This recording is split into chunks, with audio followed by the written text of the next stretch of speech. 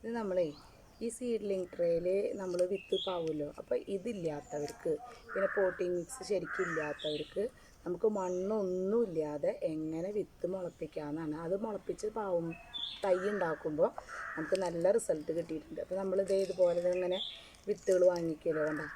അപ്പോൾ ഈ വിത്തുകൾ നമ്മൾ ഇതുപോലെ എടുത്തിട്ട് ഇങ്ങനത്തെ ഒരു പാത്രത്തിൽ നമ്മൾ ഇട്ട് വെക്കണം. അപ്പോൾ ഞാൻ ഒരു രാത്രി അല്ലെങ്കിൽ ഒരു പകൽ ഫുൾ ടൈം അങ്ങനെ എടുത്തു വെച്ചിട്ട് പിറ്റേ ദിവസം നമ്മൾ എന്ത് ചെയ്യണമെന്ന് വെച്ചാൽ എന്നാലത് ഇങ്ങനത്തെ വെറുതെ tissue paper 2 layer tissue paper നനയ്ക്കേണ്ട. ആ ടിഷ്യൂ പേപ്പറിൽ ഈ വിത്തുകൾ നനയ്ക്കാൻ കുതിർത്തിയിട്ട വിത്തുകൾ എടുത്തിട്ട് പൊതിഞ്ഞ് വയ്ക്കുക. അല്ലെങ്കിൽ ഇതുപോലത്തെ കോട്ടൺ തുണി എടുക്കുക. വേണ്ട കോട്ടൺ തുണി, ആ കോട്ടൺ തുണി നനച്ചിട്ട് നന്നായിട്ട് പിഴിയുക. ആ പിഴിഞ്ഞിട്ട് നമ്മൾ അതിൽ എടുത്ത് വെച്ചാൽ കണ്ട നോക്കി നിങ്ങൾ ഉണ്ടോ കയ്പ വിത്ത്. നമ്മൾ കയ്പ വിത്ത് സാധാരണ മുളയ്ക്കണമെങ്കിൽ ഒരു 5-6 ദിവസം വേണം. ഇത് 3-ാമത്തെ ദിവസമാണ് ഇതിങ്ങനെ കണ്ട. ഇനി നമ്മളിത് നേരെ പറിച്ച് നട്ടാൽ മതി. അപ്പോൾ അതുപോലെ തന്നെ നമ്മുടെ ഈ ചോളം ഇത് വേറെ ഉണ്ട് കേട്ടോ. അപ്പോൾ ഇത് മുളയ്ക്കാത്ത വിത്തുകളെ കണ്ട. അപ്പോൾ മുളയ്ക്കാത്ത വിത്ത് നമുക്ക് തിരിച്ചറിയാൻ പറ്റും. കണ്ട ചോളം നോക്കി ആദ്യം ഇങ്ങനെ മുളയ്ക്കുന്ന വിത്തുകളാണ് കരുത്തുള്ളവർ.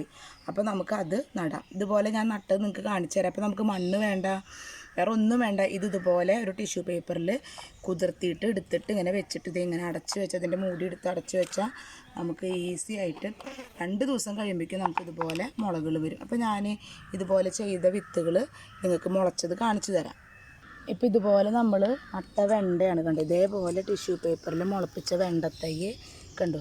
ഇത് കപ്പലണ്ടി തൈയാണ്. നമ്മുടെ മുമ്പത്തെ വീഡിയോസ് കാണാത്തവർ കാണാൻ മറക്കരുത്. പിന്നെ സബ്സ്ക്രൈബ് ചെയ്ത് കാണാൻ മറക്കരുത് നിങ്ങൾ കേട്ടോ. ആവശ്യമുള്ളവർക്ക് ലൈക്ക് ചെയ്യണം, ഷെയർ ചെയ്ത് കൊടുക്കണം, ലൈക്ക് ചെയ്യണം, കമൻറ്റ് ചെയ്യണം. കണ്ടു കപ്പലണ്ടി കണ്ടു. അപ്പോൾ ഇതുപോലെ നമ്മൾ ഇങ്ങനെ സീഡ്ലിംഗ് ട്രേ അല്ലാണ്ട് നട്ട വിത്തുകളാണ് ഈ കാണുന്നത്. അപ്പോൾ ഒരു കുഴപ്പമില്ല, സുഖമായിട്ട് മുളയ്ക്കും. ഈ വേനലിൽ എനിക്ക് നന്നായിട്ട് തോന്നിയിട്ടുള്ളത് ഈ ഒരു മെത്തേഡിൽ ചെയ്യുമ്പോഴാണ്. അപ്പോൾ നമുക്ക് ചോളം ബാക്കിയുള്ളത് നടാം. അങ്ങനെ നട്ടതിൽ ചോളത്തൈ കണ്ടു ഇത് വരുന്നു.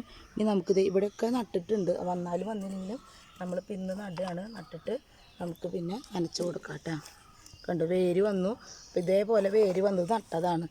അപ്പോൾ അങ്ങനെ വേര് വന്നുകൊണ്ട് കുഴപ്പമില്ല, നന്നായിട്ട് ഉണ്ടാവും. അപ്പോൾ ചോളം നമ്മൾ അടുത്തടുത്ത് നടണം. അല്ലാണ്ട് നമ്മൾ കുറേ ദൂരം നട്ട് കഴിഞ്ഞാൽ അതിൻ്റെ പോളിനേഷൻ നടക്കില്ല. അതിൻ്റെ പൂമ്പൊടി നമ്മൾ ഈ നെല്ലൊക്കെ വിതക്കില്ല, അതുപോലെ നട്ടാലും കുഴപ്പമില്ല കേട്ടോ. ചോളം അങ്ങനെയാണ് നടേണ്ടത്. കുറേ ദൂരത്ത് പോയിട്ട് ചോളം നടരുത്. അപ്പോൾ അതിൻ്റെ പരാഗണം നടക്കില്ല. അത് പൂവ് ഉണ്ടാവും, അതിൻ്റെ ഉള്ളിൽ മണികൾ കുറവായിരിക്കും. അപ്പോൾ നമ്മൾ ചോളം പിന്നീട് നടാം. ഇനി ബാക്കിയുള്ളത് അപ്പോൾ ഇനി നമ്മളിത് കയ്പ നടാനായിട്ട് ഇതിങ്ങനെ ഒരു തടെടുത്തിട്ട് നമ്മൾ കണ്ടത് എന്തിട്ട് നിറച്ചാണെന്ന് നിങ്ങൾ കണ്ടു. അത് ഞാൻ കാണിച്ചു തരാം.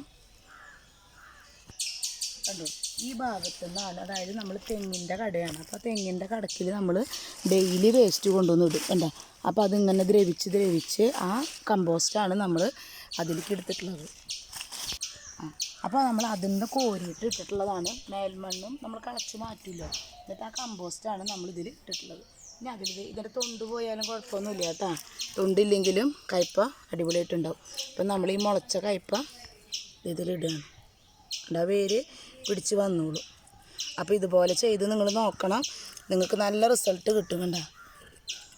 അപ്പോൾ കയ്പ വേഗം മുളയ്ക്കണമുണ്ട്. മറ്റേത് 7-8 ദിവസം കഴിഞ്ഞാലാണ് കയ്പ മുളയ്ക്കുക. അപ്പോൾ ഈ ഒരു വളക്കൂട്ടാകുമ്പോൾ നന്നായിട്ട് ഉണ്ടാവുകയും ചെയ്യും. അപ്പോൾ നിങ്ങൾ കണ്ടല്ലോ നമ്മളെങ്ങനെയാണ് മണ്ണില്ലാത്ത രീതിയിൽ വിത്തുകൾ എങ്ങനെ മുളപ്പിക്കുക നടുക എന്നൊക്കെ ഉണ്ട്. അപ്പോൾ ഇതിലും കൂടുതൽ അറിവുള്ളവരുണ്ടെങ്കിൽ നമുക്കൊന്ന് കമൻറ്റ് ചെയ്ത് തരണം. പിന്നെ എന്തെങ്കിലും കുറവുകളുണ്ടെങ്കിൽ നിങ്ങൾ പറയണം കേട്ടോ. അപ്പോൾ ഓക്കേ.